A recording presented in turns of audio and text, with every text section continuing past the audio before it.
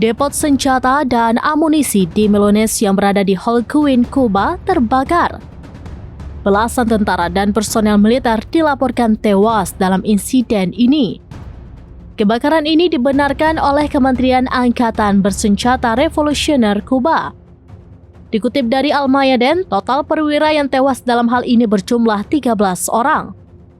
Sementara Kementerian setempat telah merilis nama-nama perwira dan tentara yang hilang.